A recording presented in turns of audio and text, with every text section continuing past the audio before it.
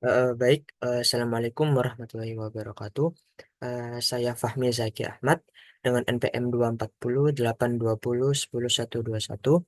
Di sini saya akan memaparkan tentang penugasan dari matkul administrasi basis data, ini modul satu, yang dimana memaparkan bukti telah menginstal XMPP, dan modul 2 yakni tentang menjelaskan penggunaan XMPP, menjalankan XMPP. Oke, untuk yang pertama di sini saya telah menginstal aplikasi XMPP Control Panel. Di sini kita coba bisa membukanya. Nah, inilah tampilan awal ketika kita membuka aplikasi XMPP Control Panel. Oke, di sini kita langsung saja start Apache dan juga MySQL. Nah, inilah tampilan ketika kita sudah berhasil untuk start atau menjalankan Apache dan juga MySQL-nya. Nah, jika terjadi error ketika start MySQL, kita langsung kontrol kita langsung Windows R, search untuk service.msc.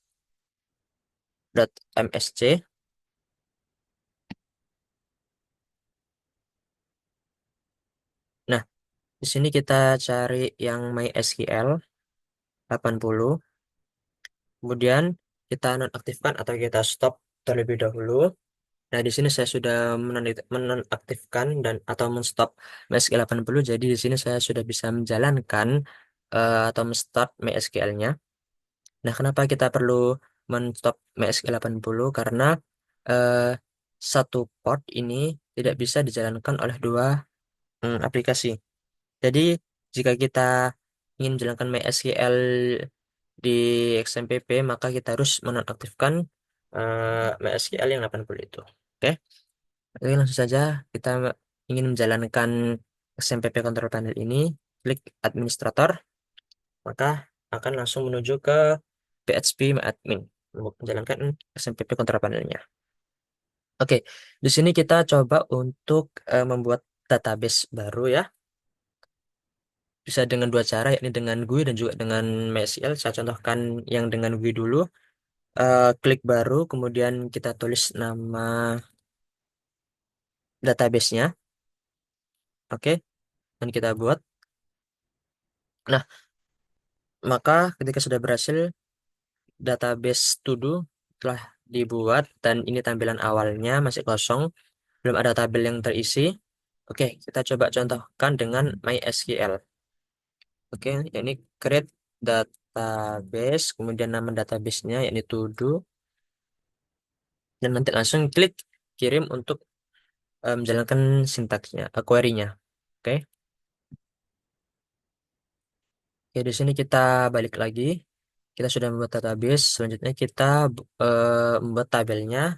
Kita langsung saja beri nama tabelnya yakni tabel to do list. Kemudian jumlah kolomnya yakni 3. Oke. Nah, maka di sini kita diminta untuk mengisi nama-nama kolomnya, kemudian tipe datanya dan atribut-atributnya. Oke. Kita tulis yang pertama yakni ID. Kemudian tipe datanya yakni integer. eh kita kasih yang nilai 100, terserah bebas. Kemudian kita jadikan sebagai primary key. Oke. Kemudian jangan lupa mencentang ini untuk primary key-nya. Dan kemudian yakni kegiatan, kolom kegiatan, kita gunakan tipe data varchar, agar bisa menulis karakter. Oke, kita inputkan panjang nilainya, panjang nilai karakternya 100. Dan yang terakhir yakni status. Kolom status, oke, tipe data integer, kemudian panjang nilainya yakni 2. Dan ini as a default bawaannya 0. Ini kita klik simpan. Maka jika berhasil akan terlihat tabel akan terlihat seperti ini. Kita telah berhasil membuat tabel to-do list dengan 3 kolom, yakni yang pertama ID sebagai primary key, kemudian kolom kegiatan dan juga kolom status. Oke, kita sudah membuat database dan juga tabelnya. Di sini kita coba untuk menggunakan alter tabel. Apa sih alter tabel itu? Yakni alter tabel ini berfungsi atau berguna untuk mengubah struktur ataupun skema sebuah tabel yang sudah ada dalam database. Jadi kita bisa menambahkan, menghapus ataupun mengubah tipe data kolom, menambah atau menghapus indeks dan melakukan berbagai perubahan lainnya tanpa perlu menghapus atau membuat tabel baru. Oke. Jadi di sini kita contohkan untuk mencoba menambahkan kolom dari tabel to-do list tanpa harus menghapus atau mengubahnya. Kita bisa pakai dengan query-nya, oke, yakni alter table, eh, nama tabelnya to-do list, kemudian add add kolom yang akan ditambahkan dalam tabel tersebut, yakni deadline, kemudian tipe datanya, yakni date. Oke, kemudian kita klik kirim dan nah kolom deadline yang tipe data date berhasil ditambahkan. Kita lihat ya ini dia kolom deadline berhasil kita tambahkan di tabel to-do list tanpa kita perlu mengubah tanpa kita perlu menghapus atau mengubah tabelnya secara keseluruhan. Oke. Nah, kemudian kita akan mencoba drop table. Apa itu drop table? Jadi drop table ini berguna untuk menghapus keseluruhan tabel beserta strukturnya, beserta data-datanya yang terkait. Jadi drop table ini menghapus keseluruhan tabel beserta isi-isinya secara permanen. Bagaimana caranya? Jadi bisa dengan dua cara, yakni dengan operasi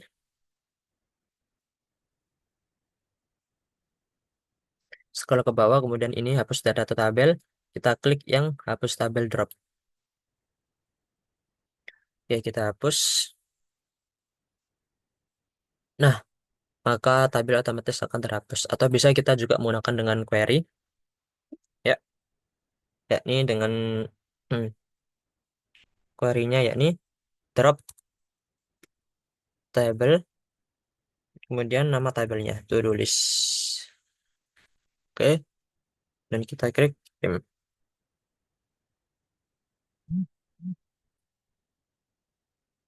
Oke, baik teman-teman. Jadi tadi kita sudah berhasil mencoba drop table, yakni menghapus keseluruhan tabel. Dan oke, di sini kita kembali. Kita sudah buat tabelnya kembali seperti semula. Nah, selanjutnya kita akan mencoba untuk turun ke table.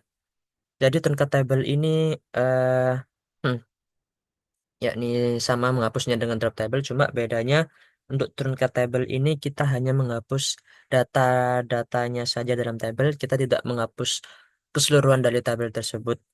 Oke. Jadi kita cuma menghapus semua data dari table tanpa menghapus struktur table, tanpa kita menghapus indeks ataupun komentar yang ada di table tersebut. Ya, gimana caranya? Yakni bisa dengan dua cara lagi. Kita coba dengan GUI, operasi, dan kita ini scroll ke bawah dan ini kosongkan tabel truncat. Kita klik OK. Ya, tabel data-data tab dalam tabel sudah kosong. Atau kita juga bisa dengan SQL query. Oke, coba yakni truncat table, apa nama tabelnya yakni to do list. Oke.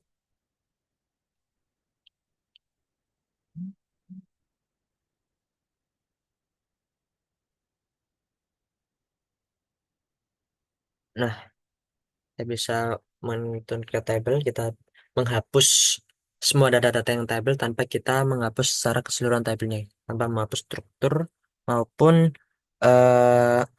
indeks dari tabel tersebut. Oke, selanjutnya kita coba untuk comment table. Kita mengkomentari tabelnya. Ini kita bisa dengan eh, GUI dan juga SQL sama seperti yang tadi, ya ini Ini komentar tabel kita masuk komentar, yakni ini adalah komentar untuk tabel to-do list. Coba ya.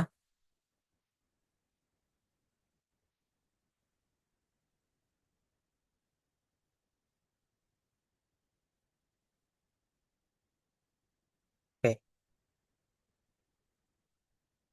Hmm, coba kirim. Nah, query berhasil dieksekusi. Hmm. Nah, jadi akan terlihat komentar. Kemudian kita coba di sini dengan query-nya sekarang, yakni menggunakan alter table, mengubah table, kita ubah dengan menambahkan komentar. To-do list, nama tabelnya. Kemudian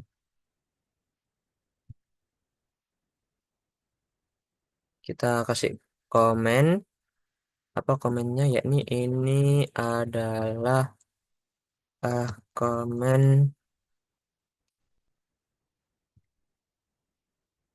komentar untuk tabel to-do list.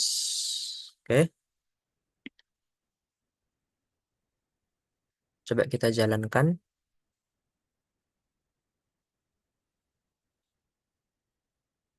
Nah, berhasil memberikan komentar untuk tabel to-do list. Hmm. Oke, yang terakhir kita akan mencoba untuk merename table atau mengubah nama table ya teman-teman. Oke, kita bisa dengan GUI terlebih dahulu. Hmm. Nah, ini ubah nama table. Kita coba ubah nama menjadi daftar tugas. Daftar underscore tugas. Baik, kita klik kirim. Nah, maka otomatis tabel to-do list tadi akan berubah nama menjadi tabel daftar tugas. Atau kita juga bisa menggunakan query-nya. Ini teman-teman. Kita coba rename table. Langsung rename table. Tabel nama tabel awalnya to-do list itu menjadi nama tabel barunya ini daftar underscore tugas. Oke. Hmm. Klik kirim. Oke. Nah, sini terjadi error karena kita sudah mengubahnya tadi dengan GUI. Oke, jadi sekian demo untuk demo singkat dari menjalankan aplikasi PHP Admin. Mohon maaf apabila ada salah. Assalamualaikum warahmatullahi wabarakatuh.